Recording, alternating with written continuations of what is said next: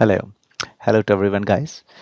Today in this video, I will talk about a compute function, that how we can create a compute function and what is the methodology behind that, and how we can utilize or any scenario using a compute function. So let's do this. Today I'm using for this purpose Visual Studio and Windows, and Odoo 15 I'm using. As I just show you in front end, I show you in settings. The version I'm using is Odoo 15 Community Edition. Okay, so let's talk about the scenario now. So if I go in sales, if let's create a quotation. And if you see here, this is sale.order and this is sale order.line. If I place my icon here, my cursor here, you can see here sale.order.line. So this is the model. So at the moment, there are fields here: product description, quantity, unit price, taxes, and subtotal. The idea today, I have thought that if we create a new field here, which will be a discount field, like let's just create a product here.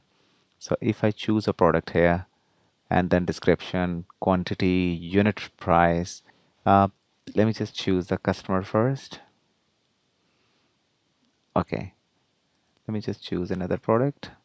So if you see, automatically this unit price is coming from the product table, where the unit price is 147 for this product. So the idea today is, if we create a field here and we say that that field will be a discount, and then in that field we give a discount, and then our field, the next field, will be computed. So let's do that. First we create two fields here. One is the discount and then the final price. Okay, so let's do this. So what, for this purpose, we need to do that. First of all, this is the sale.order, but we need to inherit sale.order.line. That is the model we need to inherit. So we just copy this and we say here, and we just little bit change this. We say sale order line, and here sale.order.line, right? Okay. Next, we need to create two fields here. One is discount. You can create, you can give any name. We say fields dot float, and give a string to this name is, we say discount, right? Just copy this field and create another field. We say final price, and yeah, make this a float field. String is final price, right? Okay, guys, now we need to add these fields to our view.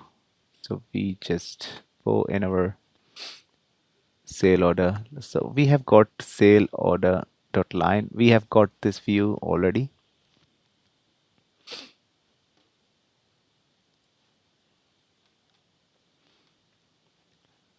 This one, sale order extension. Yeah, the same.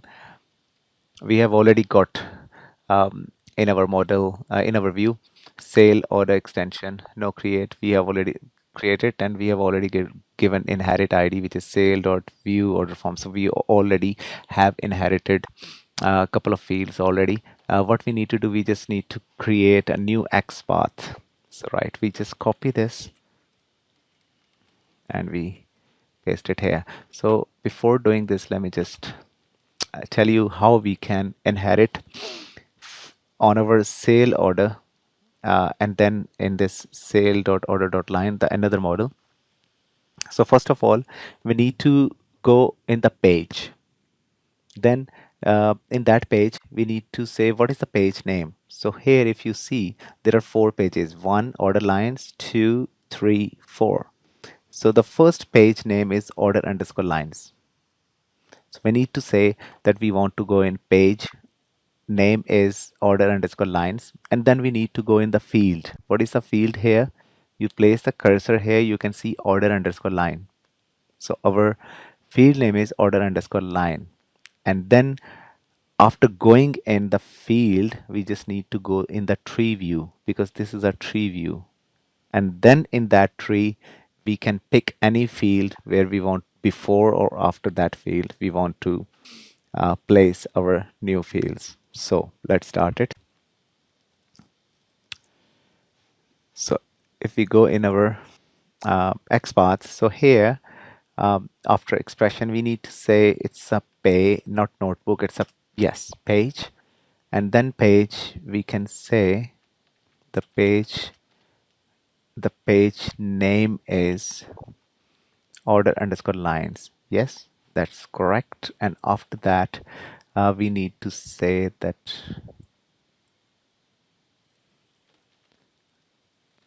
okay, so after that, um, we say, then we need to go in field. Yes, and then field name is order underscore line. Yes, that's correct. Here it's order underscore lines. Field is order underscore line. Yes.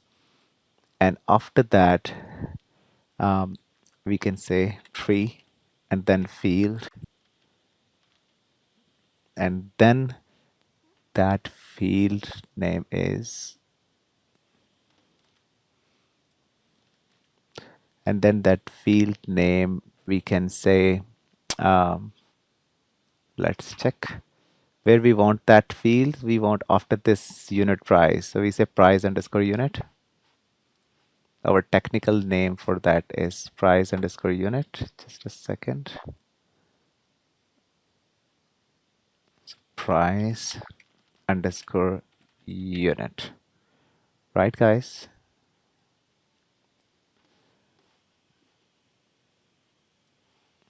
Let me check again.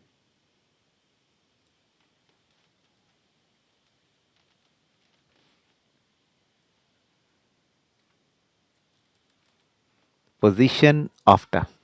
We want after this field. And then here,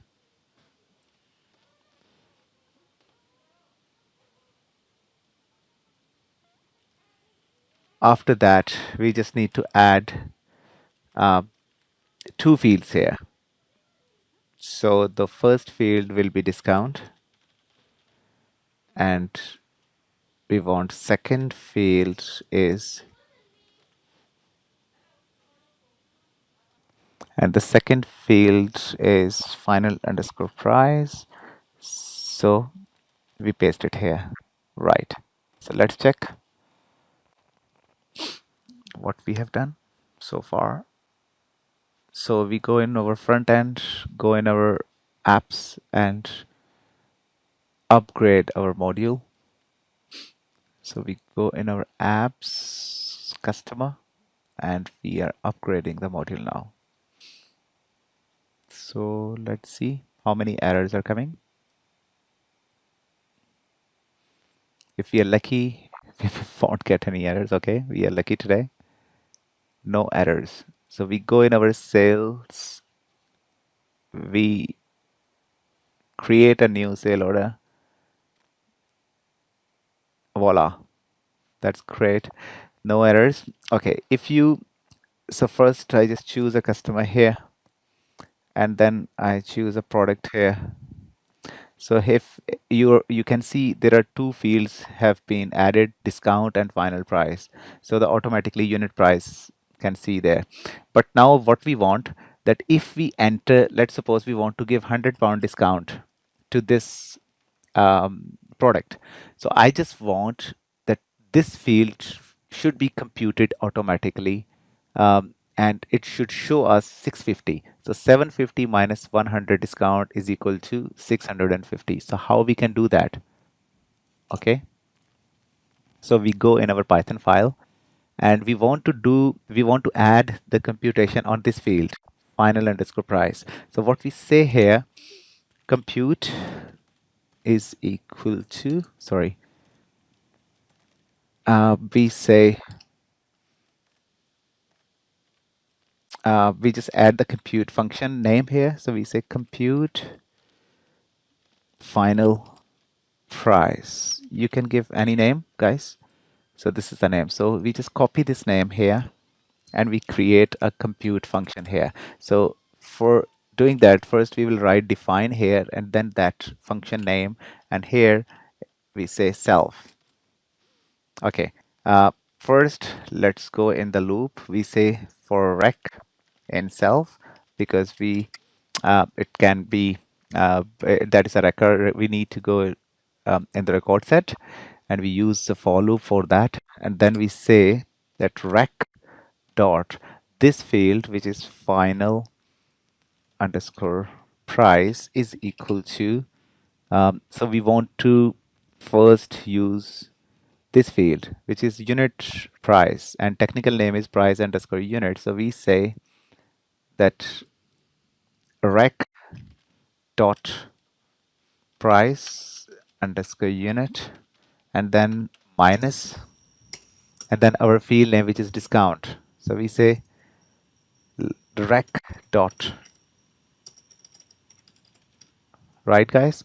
So we say that on this field, we have added a computation, and compute function is compute final price, which is underscore compute final price. And in that function, we say that this field's value is equal to the price unit minus the discount value, right? Let's see how it goes. I've already told you, if you have not added, uh, if you have not changed the XML file, you don't need to upgrade the module. So just restart the service, go in our Odoo, just discard this field set, and we create a new field. Sorry, quotation. Choose a customer first, and then let's add a product. So this product, when I have added, automatically it has updated the unit price. So because this is a very, very good customer, and I'm very kind today. So we are giving this customer £20 discount. So once we do that, we save it, and voila, you see. Uh, so this is the final price now has appeared. So automatically 147 minus 20 is 127. This is the final price has already been appeared. So guys, this is how we can create a compute function. We have added the computation on this final price. This technical field is final underscore price. So if I go in my Python file, you can see here that on my final price field, I have added this compute is equal to this compute function. And in this compute function, I have just written these small 3 lines. You can just add any logic. This is just for a simple logic I have just explained.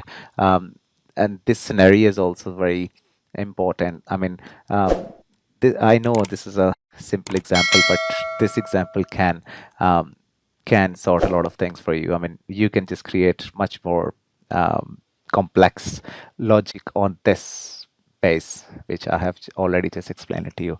I hope you like this video. You like it, please subscribe it, share it with your friends. Thank you so much. Bye.